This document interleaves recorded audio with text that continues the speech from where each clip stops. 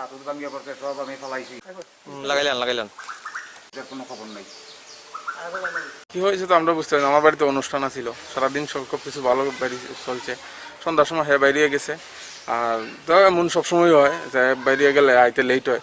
তো কোনোদিন 10টা 11টা 12টা এরকম প্রায় হয়, বা কোনোদিন আয় না, আমরা থালের বাড়িতেও থাকে। তো গতদিনও এরকমই আমরা ভাবছি হয়তো আইতো না, বাড়িতে অনুষ্ঠান চলে বা ঘুমাইতে অসুবিধা এরকম একটা কিছু বেশি ভাবছি আইতো না হইয়া।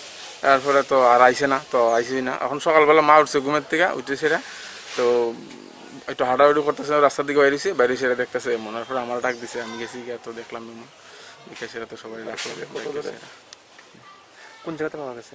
বাড়ির পাশেই, গেটের সামনে। বাড়িতে এমন কিচ্ছু নাই, বাড়িতে অনুষ্ঠান চলতেছে, আগের কোনো সমস্যা আমার হয়েছে না। আমিও তো আগরতলাতে থাকি, গাড়ি চালাই আগরতলাতে। আমি আইসি 18 তারিখে বাড়িতে আইসি, রাজমিস্ত্রি যুগালে কাজ করি।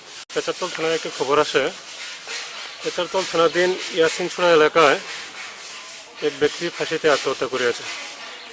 এই মোতাবেক আমরা যাই এবং ডেড বডি পেচারতল প্রাথমিক স্বাস্থ্য কেন্দ্রে মর্গে আনি এবং ময়না তদন্ত হয়েছে। এখন আমরা ডেড বডি তাদের আত্মীয় স্বজনের হাতে তুলে দেব। তার নাম কৃপেশ সরকার, পিতা মৃত গোপেন্দ্র সরকার। 24 বছর হবে বয়স।